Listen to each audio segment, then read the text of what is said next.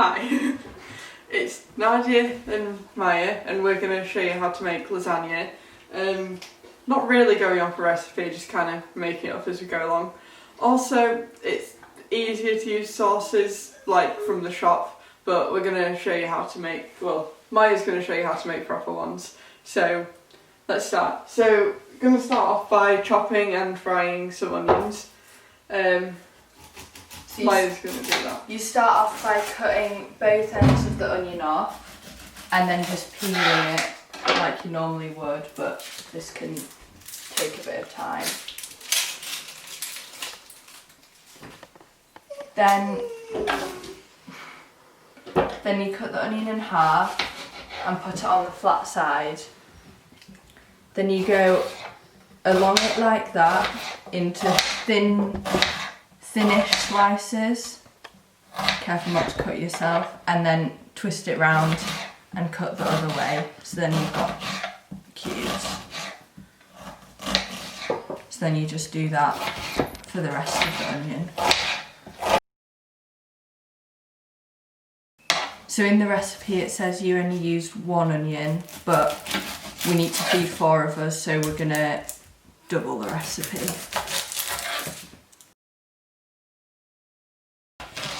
So now once that's chopped up, you want to add your oil, your sunflower oil to the pan and the onions.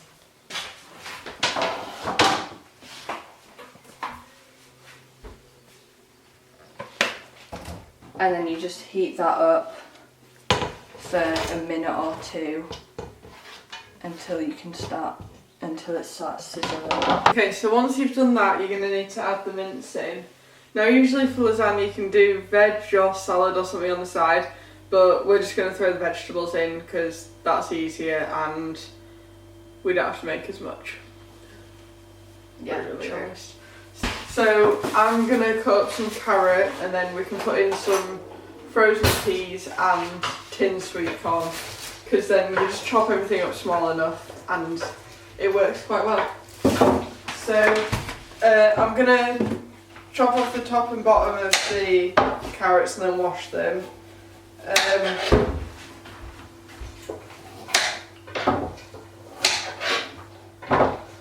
I've washed them. Okay, so now the onion's sizzling, you want to add in the mince and just stir it to make sure it's broken up.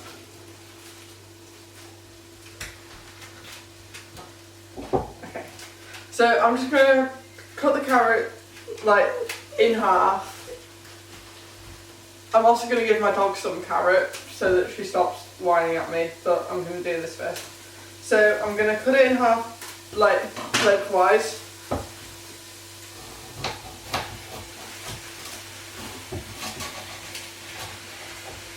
And then cut, well, now it's in 2 halves, I'm going to cut each of them in half again lengthwise, so you end up with little quarters, because you don't want like really big chunks of carrot in the lasagna. It just doesn't seem right.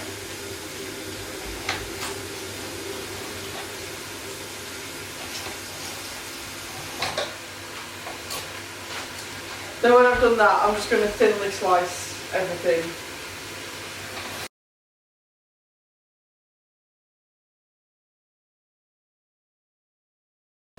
Okay, so the carrot is now cut and just need to check on the mince. So another sauce that you need to do with your lasagna is the white sauce for when you're layering it up. So you measure the ingredients out first, which is what I need to do now.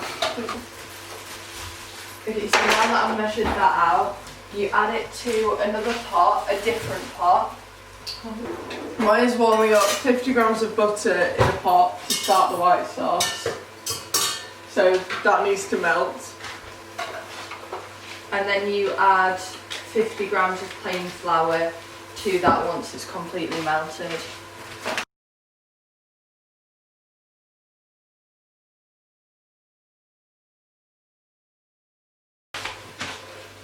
We can start preparing 500 millilitres of milk to add to that once the butter and the flour is combined.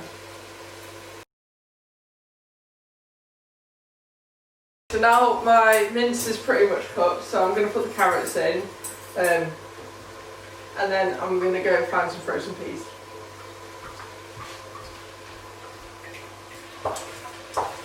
Okay, so my meat's pretty much done, so I'm going to add in the peas first because they need to defrost. Otherwise you just have a really cold lasagna sauce and that's not great when it goes into the oven. Also my peas are all stuck together because they've been in the freezer.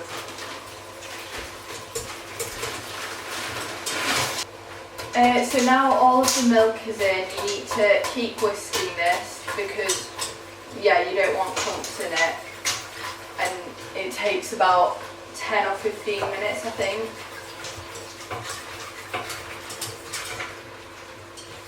Okay, so I'm going to wait for my peas to defrost and then I'm going to put some tin sweep on it. A bit more warming, but then you add the sauce, so we're going to make our own sauce. You make the sauce first, so you add the tin tomatoes, tomato puree, and if you boil the kettle now while you're waiting, so then you can add your vegetable stock cube into it and it will dissolve. Okay, this really involves blending now. So I'm going to put in a tin of chopped tomatoes, some tomato puree first. One tin of tomato puree.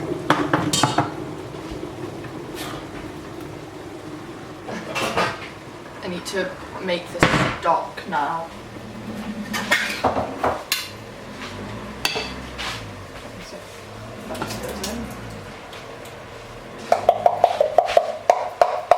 Then we need to start layering up. So I'm gonna go get a dish to put this in. okay, so first, when it's done, you add in the mint sauce first. Then you layer it with these pasta sheets. That's what we're using until it make sure it covers all of it. And then you spoon some of the white sauce on top of it. I'm going to take a big spoon and start layering it. So for this bowl I'm going to aim to do about 3 layers because that's how much fits in it. So, get rid of that. Okay, so I'm going to split this into roughly thirds. I might not get 3 layers out of it, but we'll see. So the bottom layer usually ends up being a bit thinner because I'm not very good at telling how much a third of the bowl is. And then the rest you just split between the other 2 layers. Okay, so that's the first layer. Then you need to get your pasta sheets and make them fit the bowl. This is sort of where it gets a bit tricky because you've got to break them. But it's fine, I'll figure out how I'm going to do this. So you just break it and put it into corners. Try and make sure there's no overlapping bits of the pasta or else it won't cook evenly and it'll be like undercooked. So you don't really want chewy pasta. Apart from the top layer. Which you want to be crispy. Oh, have we got grated cheese? Yeah, I think so.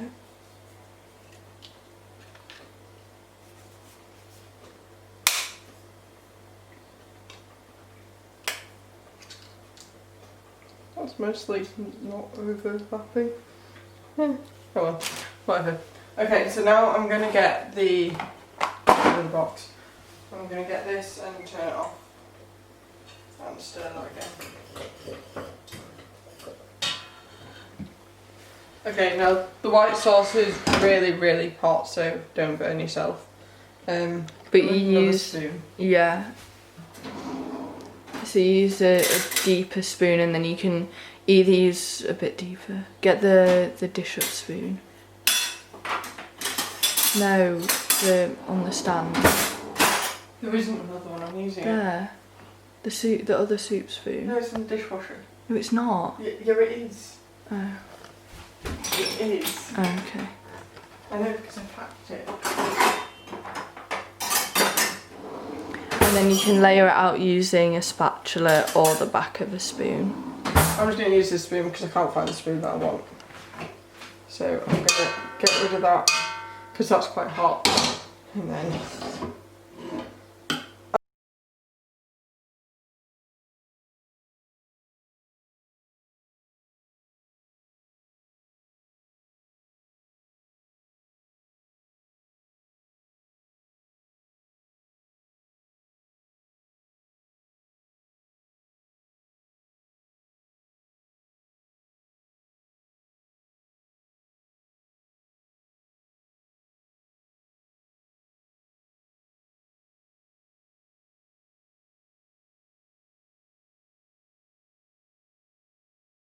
that should be the lasagna done. Also, if you want, you can put in a garlic bread. I'll put that in about 15 minutes before it's done, so we can cook that.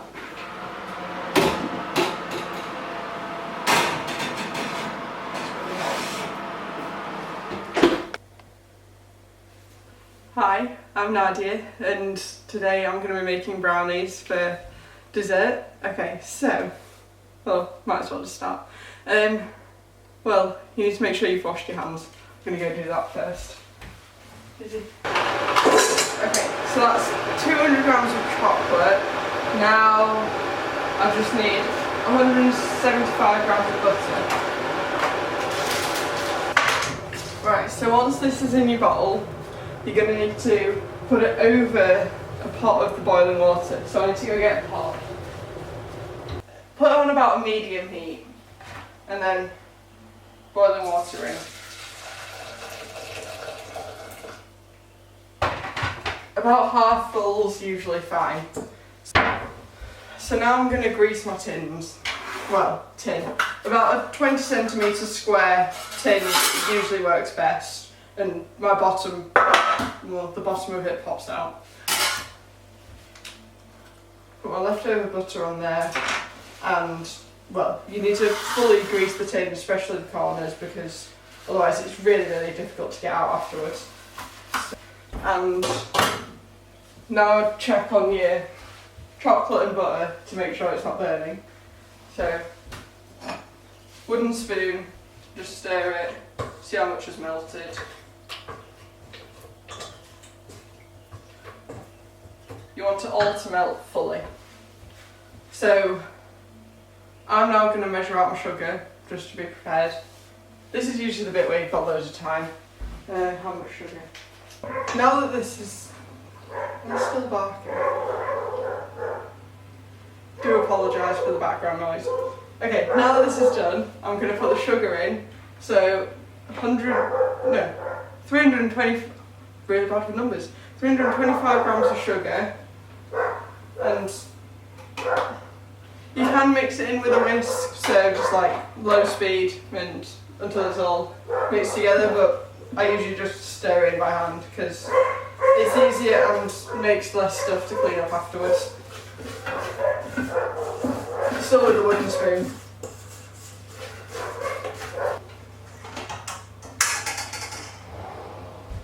Sieve. And it is 130 grams of plain flour. Although the recipe doesn't say to add baking powder, I usually just add it in so my brownies actually rise and stay like that high instead of just pancake, like chocolate pancakes. But you can do whatever, doesn't really matter. I'll just sieve that in.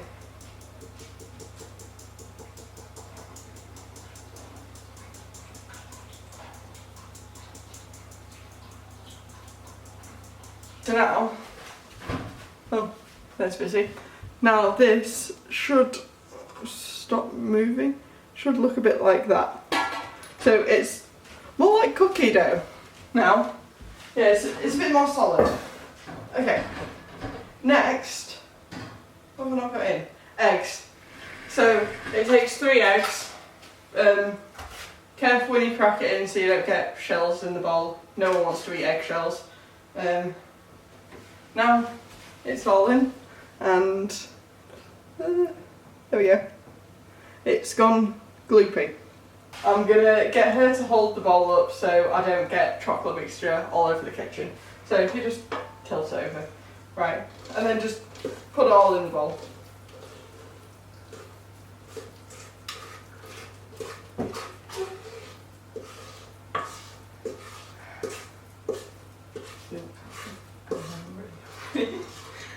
Use a spatula if you can't get it all out. I'm gonna go get a spatula.